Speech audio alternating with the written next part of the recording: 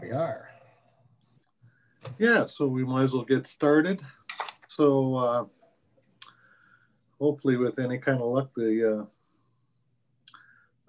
way it works, just so you know, Mike, is if you're talking, it captures the screen. So there's just the three panelists. Um, anyway, so welcome to the October virtual meeting with BOA, and this is our second attempt at virtual meetings. So hopefully, as we go forward, we just be getting a little bit better at it as we go, and so we finally got the last one going. It was a good topic, and it was a presentation by Honeywell and was well attended, and we had some good questions and answers. So hopefully we'll have another good go round.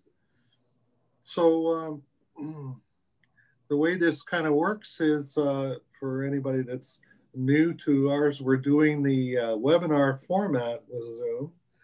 And what that means is that, of course, you can see us. And then when we get into the presentation, we'll share screen. In this case, Mike Gerald will be giving a talk on HVAC filtration during COVID, which is a relevant topic. And then as you have a question that comes up, just type in your question under the question and answer segment of the Zoom broadcast, and then at the end of the presentation, what I'll do is I'll read out the questions, and then Mike and supporting cast will try to answer the questions. So probably a little bit of business. Hopefully you all received your magazines in the mail.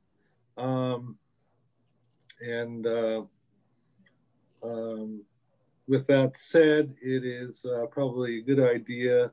You should also have received your invoice for membership renewal in the mail.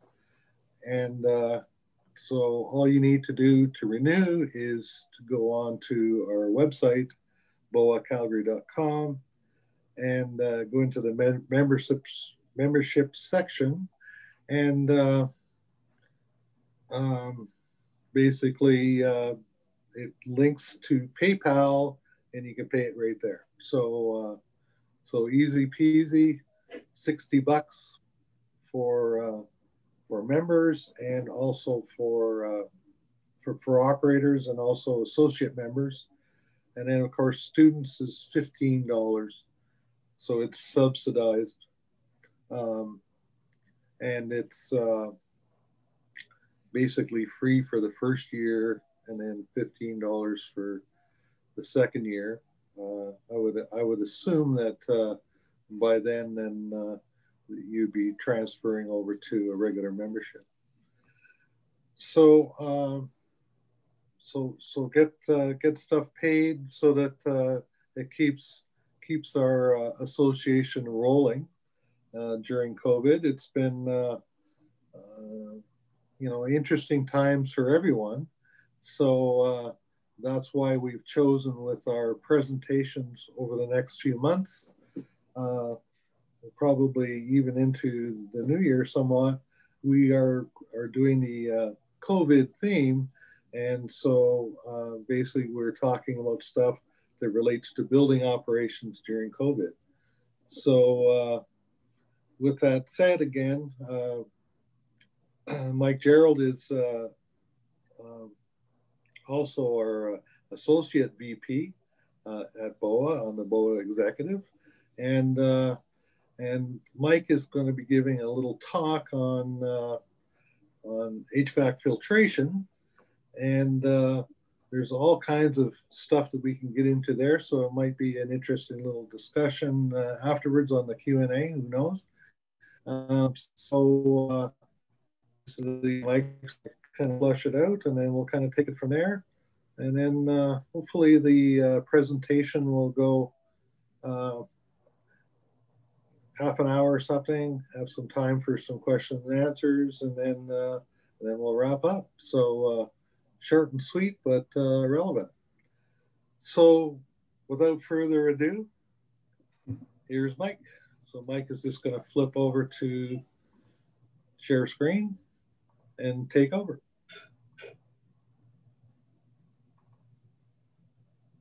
Hi, everyone. I'm Mike Gerald. I've been working with BGE Indoor Air Quality Solutions for 7 years. The company itself has been around for 52 years this month and has gone from one location in Edmonton to 7 branches across Western Canada, Winnipeg to Vancouver. Any questions you have, type them in the box, as Mark said, and then Mark and Les, if there's anything you want to expand on while I'm speaking, jump in. Okay. So COVID-19, the new reality. We're looking at a lot of buildings. I know buildings have opened already. We're looking at a lot of new buildings reopening, and we have to protect all the tenants. So you can see from this slide here, we're looking at all those buildings downtown. We're looking at public schools, Catholic schools, buildings, industrial, that's Shepherd Energy on the right-hand side, and then people's homes. Everybody's got to everybody has to use filtration, and everybody's thinking about COVID-19 with filtration. When you think about everybody who uses the filtration, this is just a quick list of everyone touches: heavy industrial, commercial, public infrastructure, the school I mentioned, U of C, SAIT, NAIT, all these places, agriculture, and then you've got your HVAC industrial supply and those suppliers, and then the residential people who cover the homes, and then contractors, and then of course health, life and sciences, which can be hospitals, biotech labs, and fume hoods, anything like that where they need clean air. That's all part of it. Now, just to give us some frame of reference for anybody who's not really familiar, a picture of just how small COVID can be. You can see the droplets containing the virus are up to 5 microns or less. The virus itself is about 0.1 micron to 3 microns. It doesn't get up to 4 or 5 microns unless it's attached to a droplet. And as you see, there's a human hair next to it. That's a cross section. The human hair is 60 to 120 microns. So it gives you an idea how small it is that we're trying to stop. Rule of thumb is the naked eye can see about 10 microns as about the smallest you can get. And that's in the old shake the drapes, and you see those sparkly little things in the air through the sunshine. That's about 10 microns. So that's about as small as the human eye can see. Now, this is from ASHRAE, Canadian American Building Codes Guideline for HVAC Standards. And this is some points they've made: increase outdoor air supply. So if you have the option to bring in more outside air, you want to do that 100% if you can, and make sure that you speak to your qualified HVAC professionals before you do any really big changes to your AHUs. You want to make sure that they can handle the increased airflow, and you want to make sure those units can handle increased resistance from filter upgrades. Air changes per hour is something to do with increased air circulation. COVID, the standard air changes is around 4 to 6 air changes per hour in the room. With COVID, it's being recommended to get as many as to 12 air changes per hour. So ACH is air changes per hour. Something to think about there. And then something that we can't do too much here Alberta, unless the building has temperature and humidity. Obviously, I want to keep the buildings comfortable at comfortable in the low to mid 20s, but in Southern Alberta, a lot of the humidity is between 15 to 20%. And COVID, I'd like to see humidity up to 35 to 60%. The more humidity makes the drops in the air heavier and they will come to the ground quicker. And that's better to stop the spread of COVID. We're getting into the winter months where the air is going to be dry and those things are going to be smaller and they're going to stay airborne longer. So it would be nice if we beat it the first time. There seems to be a second wave coming, but winter, it could get a little more difficult to be filtered out. So keep that in mind. If you can, if you have a humidification system in your buildings, you might want to crank those up just a little bit to keep that those down more. Filter considerations. So, before you're doing any upgrading or anything like that, you want to check the system integrity, because there's no point in paying for upgraded filters if you've got bypass or issues or unsafe banks, not sealed filter banks. Then we go into system hygiene. A lot of buildings, some of them haven't really started back up full bore in downtown. There's still something you can do with your existing system is go through it, clean it all, disinfect it all, and just get ready for the new arrivals or the people coming back from quarantine or working at home. And then, like I said, upgrading filters regarding MERV ratings to catch more of that COVID-sized particulate.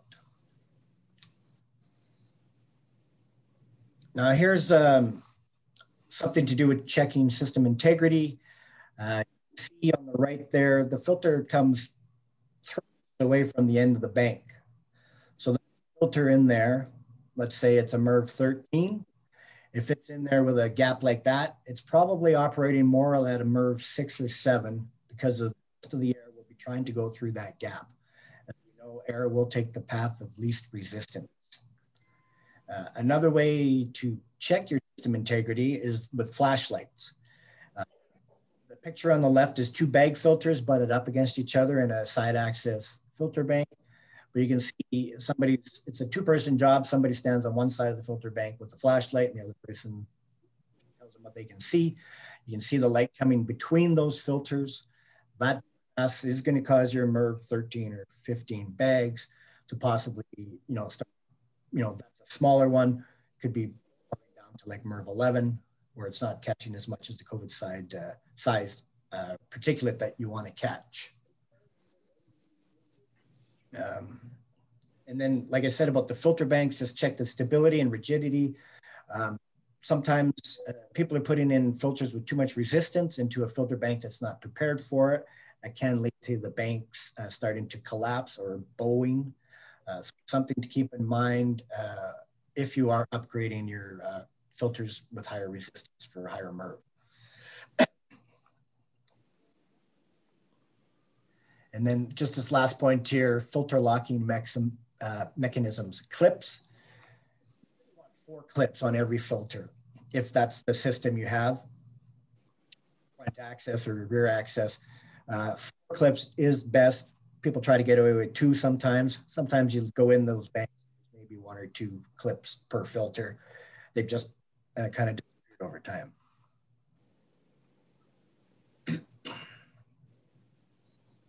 And then we've got some more examples of bypass.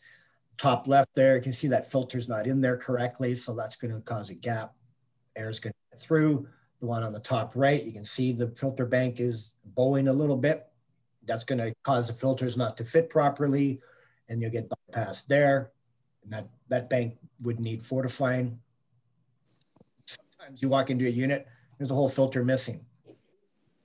90% of the air is going to be going through that gap, and the other filters are going to last forever. So you want to make sure they're all in there, because sometimes they fall out and you don't know. If you only got one clip, two clips, that kind of thing. Then just the bottom right there, closing the door wrong. Getting to latch it on the outside instead of the inside. So a lot of air is escaping through there and coming in through there. And then if those things don't fit, then something else becomes your filter. And as you can see, these are some pictures of some pretty coated coils that have become the filter for those units. And you can see that's going to be a big job for cleaning, probably cost a few bucks, and it affects your airflow. It affects everything, transfers, all that. So some solutions for bypass. The top one here, gasketing on the side. This is an open cell gasketing. It's more like, you know, sponge type gray material. That's good gasketing. What I always recommend is the closed cell neoprene type gasketing, 1/4 inch thick.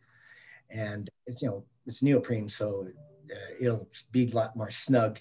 You'll feel it when you put it in there. If you don't have gasketing, like on the right-hand picture there, a lot of people don't have any cover for their home furnace.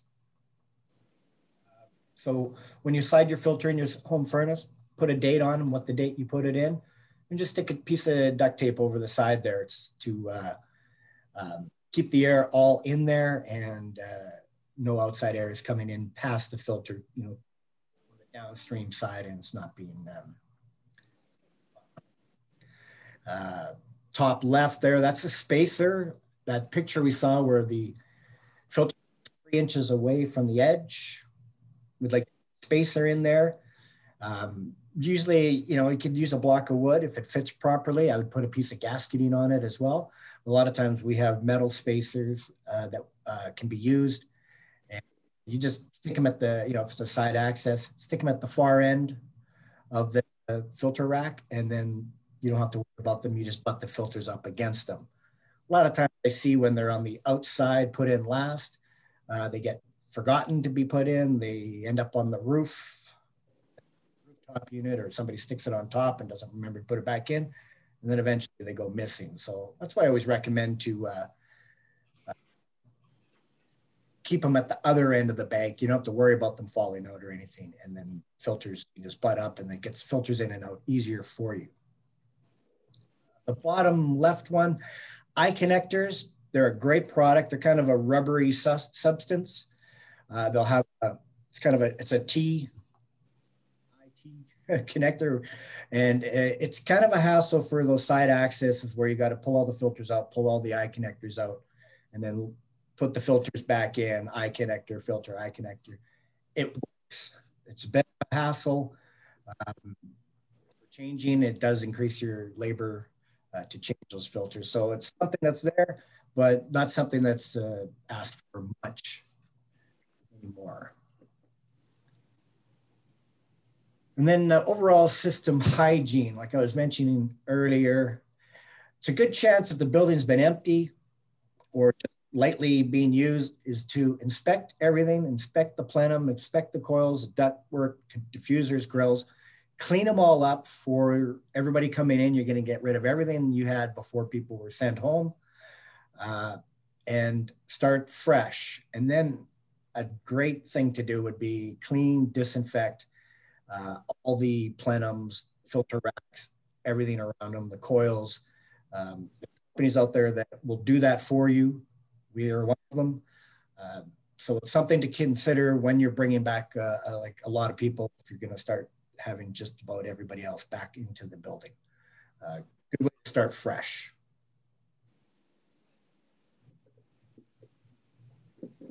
All right, now, once you've done your system diagnosis as far as bypass and unsafe or cooperating filter banks where there are things to bypass, you upgrade your filters after you've done the disinfecting as well. So on the left, you've got a bag filter. It's kind of the lower cost way to get high efficiency. You could go MERV 13 or MERV 15 with the bags. The next in the silver box there, it's just a 12-inch, 24, 24, 12. High efficient filter. That kind of filter can come in MERV 13, 14, 15. You can get a BioCell in that configuration, MERV 16.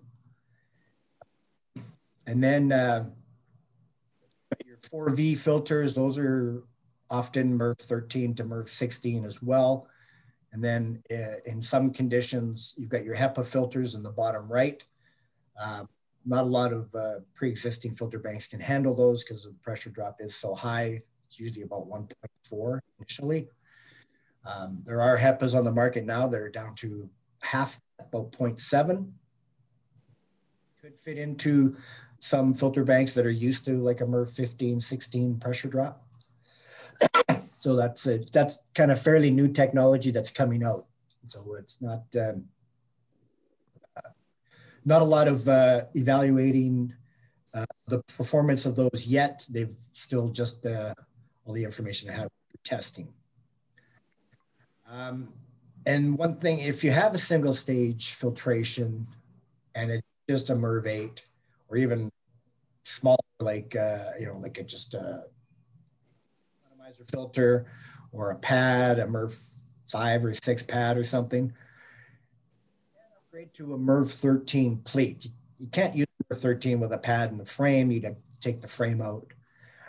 But there are MERV 13 2-inch plates that if you get the high capacity version, which is more media, more pleats, filter, the pressure drop can be a stretch for any rooftop unit to go from MERV 8 to MERV 13, because you'd be going from about anywhere from 0.24 to 2.8, only up to 0.32.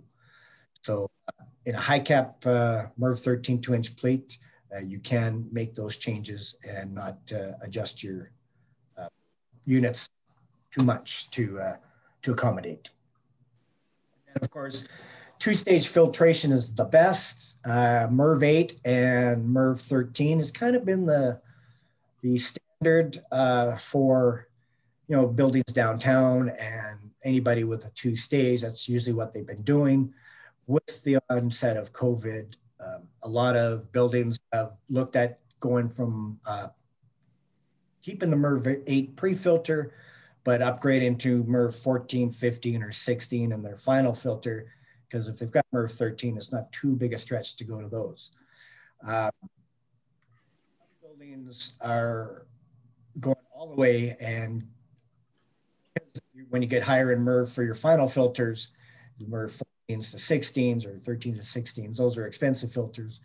So a lot of these downtown buildings are also installing MERV 13 as their pre-filter to their upgraded final filters. So they're going MERV 13, MERV 15, or MERV 13, 14, or 13, 16. So just some things to consider, but always ask your HVAC technician if your system can handle that extra resistance. And then gasketing, again, can't say that enough. And then we'll move to the next page where we see some MERV rating guidance for COVID.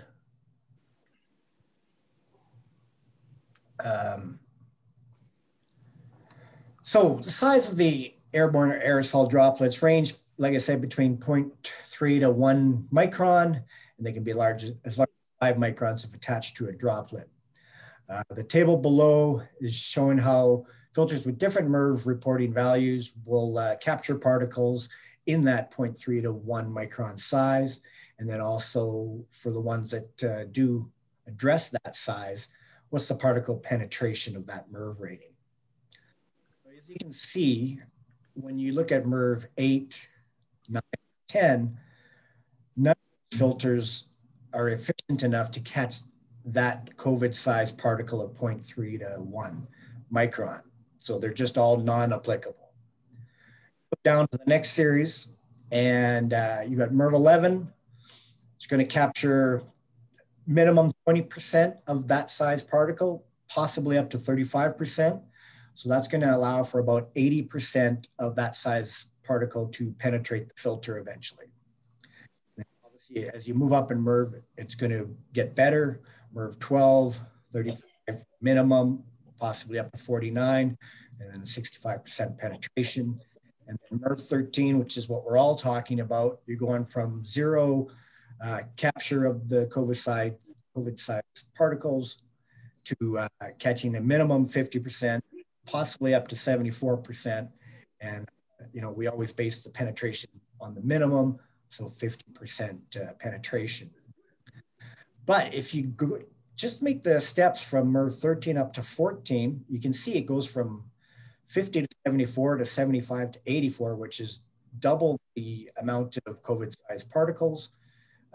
Catch with a MERV 13. Again, with the MERV 15, you're all the way up to 85% minimum of COVID particle sizes. And that's going to 3.5 or 3 1/3 times more than a MERV 13 catch. And then, of course, you go all the way up to a MERV 16, where it's going to be 95% minimum.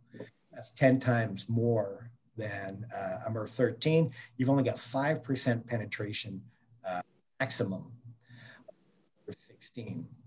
So, it really makes sense to go up to those if your system can handle it. It's a whole system progress that you want to do with COVID. It's not just one thing or another. The whole system has to be addressing. Because even when you get to the HEPA at 99.97, that's going to catch pretty much 100% of the COVID-sized particles. But that's, all these MERV ratings and filters, they're only going to catch the particles that are coming through the filter. So we can't have bypass, and it doesn't account for what's in the building already and being brought into the building on a daily basis, people coming and going. So I always recommend your recirc air, try to, expunge it outside as much as you can. But if you have to recirc, you should have some high MERV, high efficiency filters on that recirc, so you're not just pumping COVID-sized particles around the building.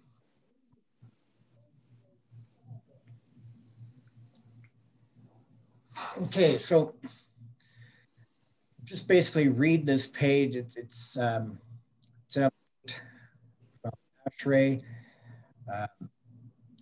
So when you're upgrading or you suspect you have COVID in your system, you don't want to suspend HVAC system maintenance because you need to expunge it all. So you want to keep the filter changes going, but you need to be a little more safety precautious. The risks associated with the filters, handling filters with coronavirus and ventilation systems under field use conditions have not been evaluated. We just don't have enough data to tell what's going to happen. But workers performing maintenance and or replacing filters on any ventilation system with the potential of COVID being present need to wear proper PPE. So a properly fitted respirator, N95 or better. Definitely need your eye protection goggles, disposable gloves. And then, a little bit to save only money, but labor, you could let the filter load up a little more than usual. So, when you go from a MERV 8 to a MERV 13, MERV 13 is going to catch a lot more particulate than a MERV 8 will, so it will fill up quicker. If you go to the high capacity MERV 13s, they will probably almost last as long because of the extra media in the filter. But you don't want to let it get to the point where, it's a diminishing returns where saving money on filters and labor, but now your DP is increased enough to up your room pressure differentials and drive up your energy costs. And then always, can't say this enough, make sure your filters are snug in their frames. And, if you're fairly cautious with filters you think may have it in there, you can disinfect with a 10% bleach solution or any other kind of appropriate alcohol-based disinfectant, and bag all the filters, and you can just dispose in regular trash. But we recommend any used filters, especially right now, is get them right into a bag As soon as you pull them out the system, you don't want to drop them on the floor and have them go poof and spread all that around. Just right into a plastic bag and then seal it up as soon as you can. And that will be the best for maintaining the environment. And then, of course, the personal safety, anybody after they've done that, wash your hands with soap and water or an alcohol-based hand sanitizer, and anywhere where you may have been exposed, your face or your arms, whatever it may be. Then here's some examples of suiting up for those kind of things. One on the far right's a little severe and might be done where you have hood fumes or HEPAs or that kind of thing. But with COVID, it's not a bad idea to do that as well. And then on the left, you've got your goggles, your hard hats, your overalls, that kind of thing. You can see the guy in the middle. He's quite gowned up with goggles. You keep safe. And then some more things. Hard hat, collector. Steel-toed boots, SA approved all these goggles, masks, respirators, and then you want to have gloves and everything like that. And then in the biohazard ones, so there's COVID there, or it's another reason for biohazard material. Could be H2S or whatever it may be. Obviously, it can have lung impairment, cause cancer and other diseases or death. So you can see the guy on the left has got a pretty tight respirator on with fresh filters in those purple circles there. And then the guy on the right's gowned up with a whole face mask, and he's doing what we call bag in, bag out. So filter comes out of a bag, goes in the system, filter comes out of the system, right back into a bag, and it's never out in the community airflow, I guess, if you want to call it. And it's just a safer way for everybody. That guy in there's got gloves, and he's gloves taped to his sleeves. And that kind of, so you want to make sure you're very well protected. Other options, these are ones I don't have a lot of information on, but they are out there. UVGI, a couple of points there. It destroys viruses, most bacteria, some spores. One thing with UV, a lot of times it's 95 to 98% of the time it's installed to just basically be set on the coils. UV, only where the light hits is only where it works. A lot of times in ducts, if you want UV lights in ducts, the residence time can often not be long enough where they make a difference with the air rushing by, although they are addressing that these days with longer bulbs kind of running the length of the duct system. That's still kind of new technology and being developed. Plasma ionization, we've heard those words a lot since COVID came. I don't know a lot about it, but it is out there. And I don't want to speak to it since I don't know anything about it or enough about it to speak intelligently. Induct HEPA filters, that could be a ceiling all in one unit where you've got a HEPA filter, a fan, and everything's all one unit. So the fan is made to deal with the resistance of HEPAs. We get a lot of filter companies are getting a lot of inquiries about in sealing self-contained HEPA filters with the new COVID dentist office. They're doing it quite a bit right now. Okay, and then room air cleaners. Those are, more for, not so much for commercial buildings, but they can be used for extra protection. A lot of schools are looking at these, having them in each classroom. They're going to be HEPA type efficiency in those. And there's all sorts of different marketing them now. But you got to make sure they have HEPA or high MER filtration. Otherwise, they're not really worth having, because you put them in a room, they're going to eventually change all the air in the room. They don't work all that quickly, but they can be very beneficial, running like, let's say it's a classroom, running during the night or after hours before the classrooms open or after they close, expunging the air and getting all new air in there. And frequently asked questions about with COVID going on. And this is one filter companies get a lot. We just want to replace all our secondary filters with HEPAs. Can you help us?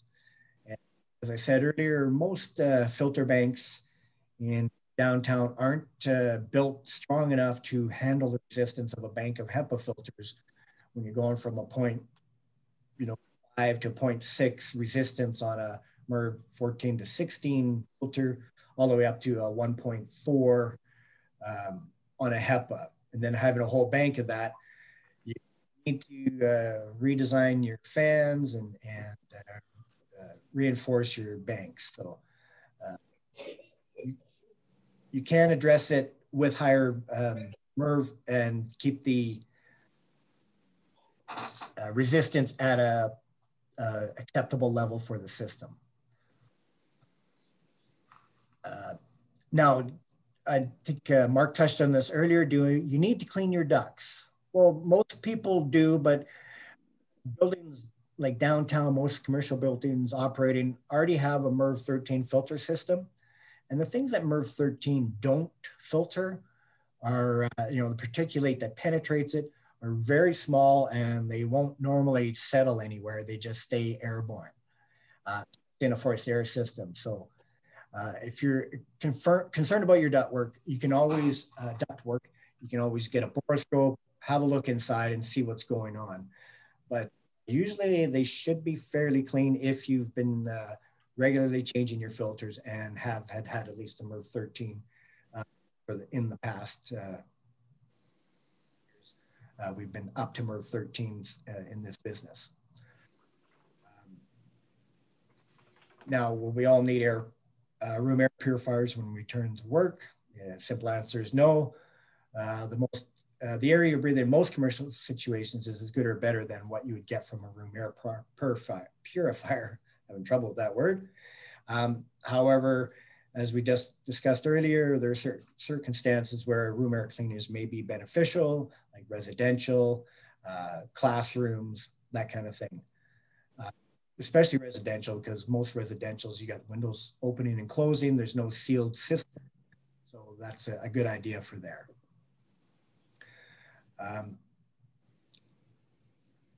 What assurance do I have that the space I'm coming back to is free from the virus? Tests can be done for surface or airborne to tell you whether the air or surface is contaminated. We strongly recommend some sort of testing upon occupancy and on a regular basis going forward after that.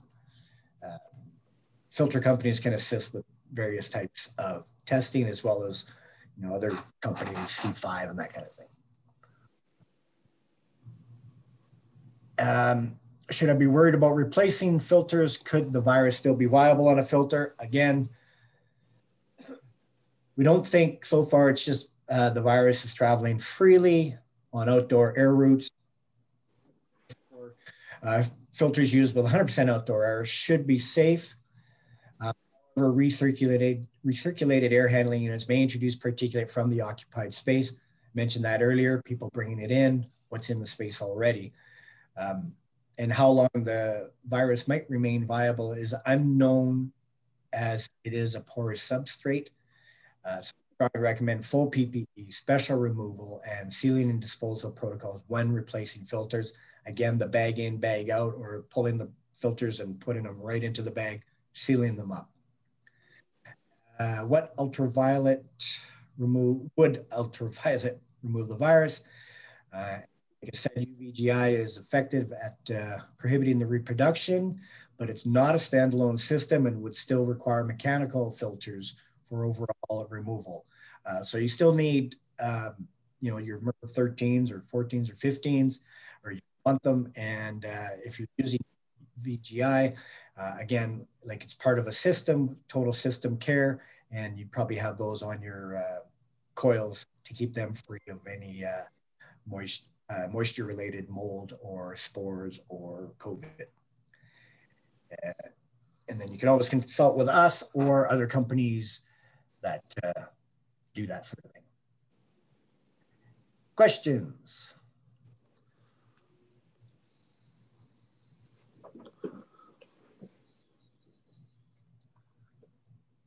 Okay, Mike, maybe just flip me over. Right now, I don't see any questions. Okay, stop share. Okay. So for our audience, it's okay to start putting some questions in if you like. While we're waiting, there's probably a few things, I guess, that, so excellent presentation, Mike. You did good. Thank you, sir. Comprehensive. So I guess one of the things that I could see, depending on the system and the building and what type of equipment you have, monitoring that pressure drop. Now you've got filters that load differently. So you'll have to, again, as an operator, find what the sweet spot is for that particular unit. And that may vary very much from unit to unit in the building. But Magna-Helix. So on some of the bigger units, you've probably seen Magna-Helix that are permanently mounted. They don't have to be. You can get a portable one as well and just plumb it in and then hook on when you want to have a look. But sort of monitoring that pressure drop is kind of critical because we're now filtering much finer particles. Looking at a filter isn't going to necessarily tell you much about, especially final filters, what the pressure drop is as they load. So anyway, I guess I would emphasize that the simple things that we've all used for the last 50 years still apply. And the good old Magna-Helix gauge, low tech, but it works great. And it's just to give you an idea on a day-to-day basis where your filter bank is at, and therefore how your system is operating. And it's particularly important now that we're promoting, or ASHRAE is promoting more volume, more air changes, up to 12 air changes per hour. That's a significant change. And so all of your equipment's going to be needing to highball if capable. So some are not going to be able to achieve that, but anything that you can get more than 6, the better. And I guess the other thing that probably comes into that is when you are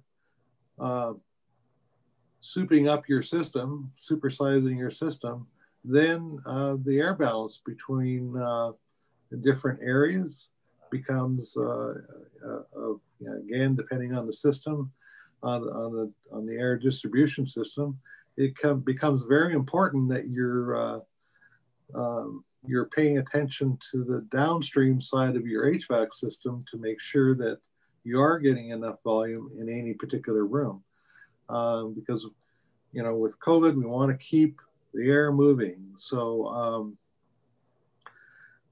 so again, to revisit the air diffusers and to try to estimate what kind of volume you're getting into a room.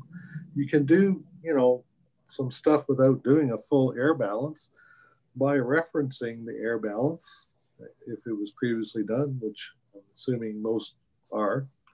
If you've got the documentation on that, you can easily use a velometer, handheld velometer, and it'll give you an idea. It's just a tool that you can use to make sure that you're within reason on a given space. And those are all the easy things to do. There are probably things that weren't done as much in the past, except in higher end buildings. Certainly now that becomes important. And another thing to reconsider is, and this is all kind of a building recommissioning process, where you'd be going through each system and evaluating all these kind of things. And so all of this kind of points to the whole thing. You got to remember that you got to look at the whole system as a whole and then break down the different parts, as Mike was saying, and make sure that the complete system is running optimally. And so that would be the challenge, and certainly very doable, and certainly doesn't require, a whole lot of expertise. However, if you don't have that, then you certainly want to reach out to your HVAC professionals to help you out with that. But again, as an operator, day to day, you're looking for evaluating changes in the system, like what's going on, and then operating the filtration system optimally, changing the filters at the right time. And so that becomes more and more important now that we're probably, in some cases, doing filter changes more frequently than we used to.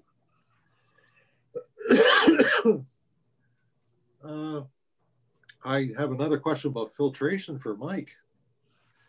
And then maybe we'll see if we got any other questions. Do you remember,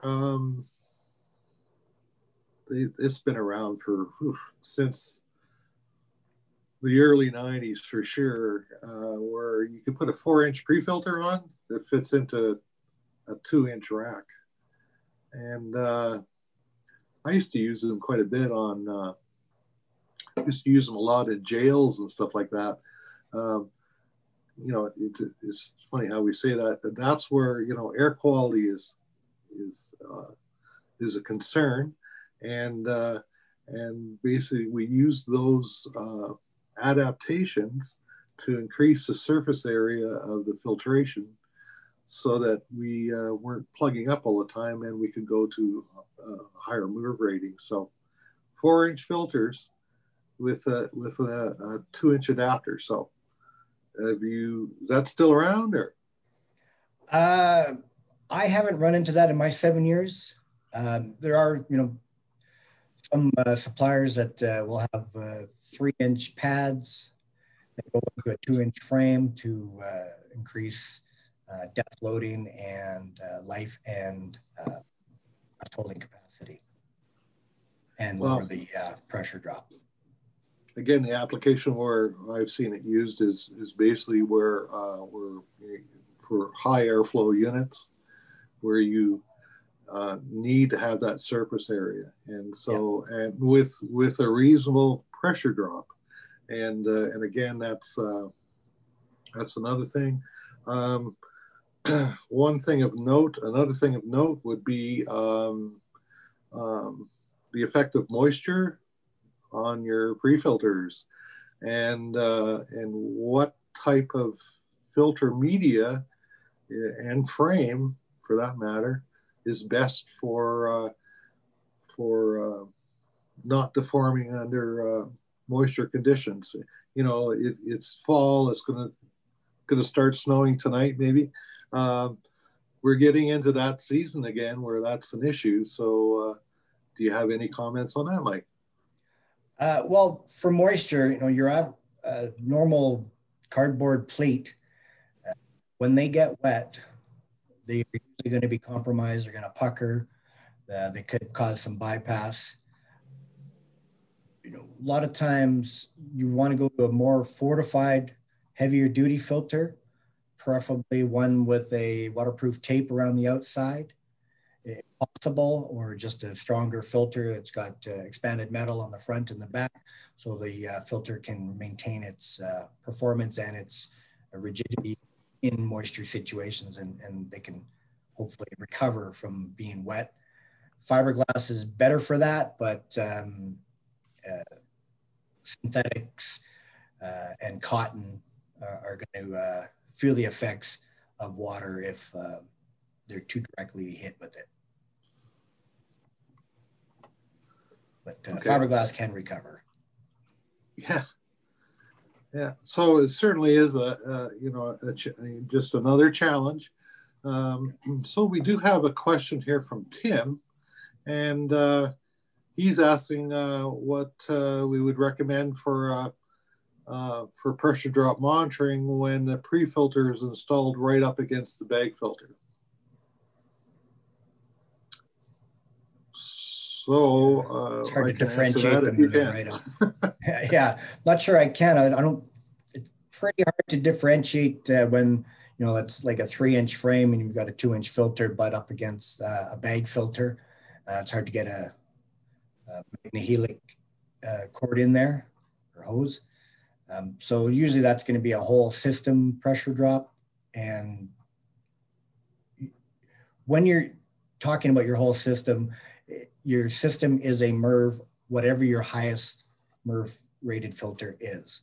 So if you've got a MERV 8 up against a MERV 13 bag, you've got a MERV 13 system. And those pressure drops together are already being handled by that unit. And if they need to increase the MERV of either, they should really check with their HVAC specialist to see if their unit can handle that upgrade. But trying to differentiate them when they're butt up against each other, it's pretty tough.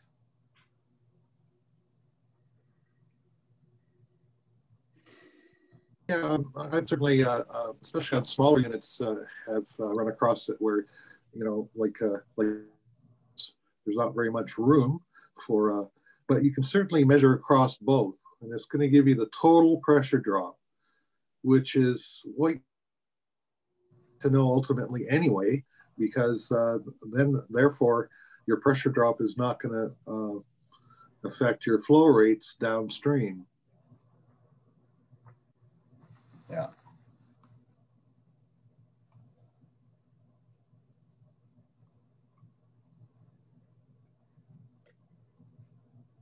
Would be helpful for individual pressure drops are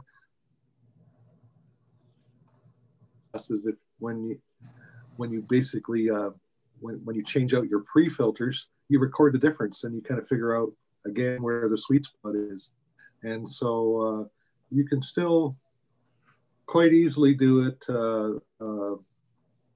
by using total pressure drop. It's again, if you don't have a Magnehelic, use a portable one and works just fine. Oh, another question here.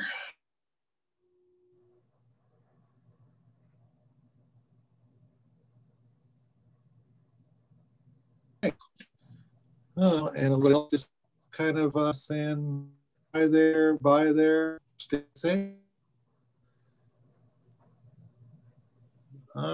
Just try that. Will be a problem.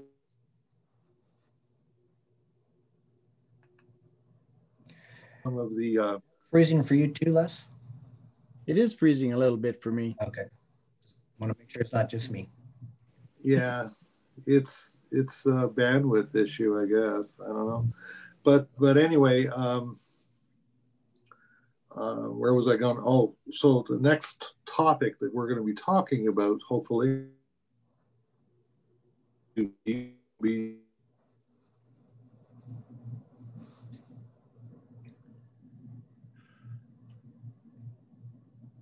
Oh, I think Mark is just frozen up just a little bit there. Yeah, but if some other cameras off? Yeah, maybe.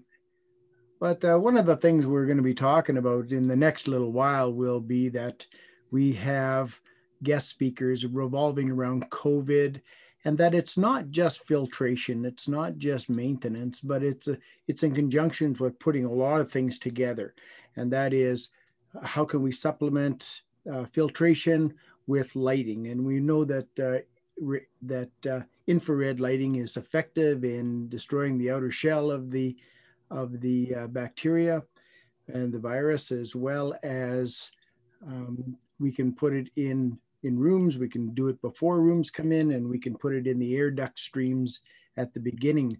But we can put also the filtration right in the rooms themselves, looking specifically. We're talking about bringing in air from the facility, from outside, and how do we filter it? But once it's in there, how are we effectively dealing with that virus? We want to make sure that the people that are visiting the sites or actually working in the sites are feeling safe, and that we're doing the right amount of work to make sure that their values are being met as well. That's our job as building operators and maintenance. We use standards such as ASHRAE, and we will present as many truisms as we can find on the website, our website, boacalgary.com, and we will provide those links that we have already vetted and believe that are true, both with filtration, lighting, codes of practices. I know Kurt was talking about, it's one thing to be able to say you're going to do it, but you also have to have a process in place that is certifiable. Let's say we were talking about wearing the proper masks. Well, Kurt said that you have to have a code of practices, and how do you audit that you're wearing those masks? Just because that you're doing it doesn't mean you're doing it right. And so we want to make sure that the people that are replacing those filters are doing it in a safe manner, because they're the ones that are closest to the virus, where that are being trapped, and how long they live for is still really unsure, whether it be hours or days. They say they know, but I haven't seen anything defined. It could be up to a week in some surfaces. So we want to make sure that the people that are actually doing the maintenance on that equipment are being made safe as well. These are essential people doing essential services. And not only are we looking at our people, but also the people that are paying the rents and are visiting the sites. That's our responsibility. They trust us to be able to do that job. And so we will provide links on our website that have been vetted and are relevant, with whether it be by filtration people, lighting people, process people. We talked about C5 Plus, which is an industrial hygienist.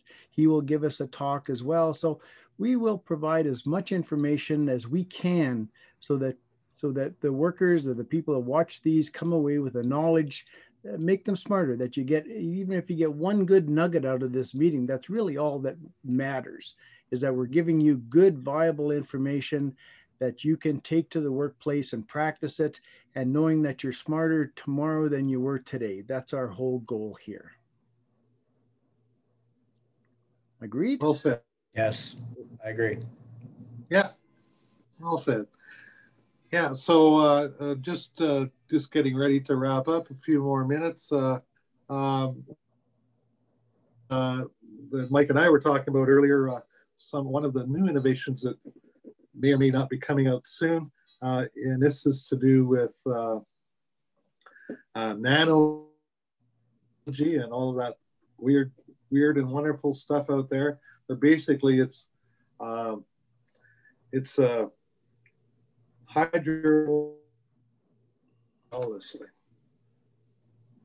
hydrophobic coating that you can spray on your filters, and basically it is traps virus. And that type of technology has been around for quite a few years in different applications, and mostly industrial. But now they're adapting it for HVAC. So there's an outfit in Texas that's developed it, and it's not quite ready for commercial use, but will be in the next few months. So we'll have to watch for that one. And it's the outfit is Huron Biotech. Anyway, so, basically what it is this spray that you put on your filters, and it not only waterproofs them, but basically doesn't allow the virus to pass, but does allow the airflow to pass. So that'll see what comes of. Quite a so again, we'll try to keep everyone updated. All right, and then the last thing is that we will be posting these videos on YouTube in the near future. The last one was a little sketchy, but we're going to post it anyway. And so you look for the Building Operators Association on the website through YouTube, and hopefully we'll get this and every other meeting on there as well. Just general information so that we have a history of the meetings, so that if you weren't able to attend it, it's going to be available for you.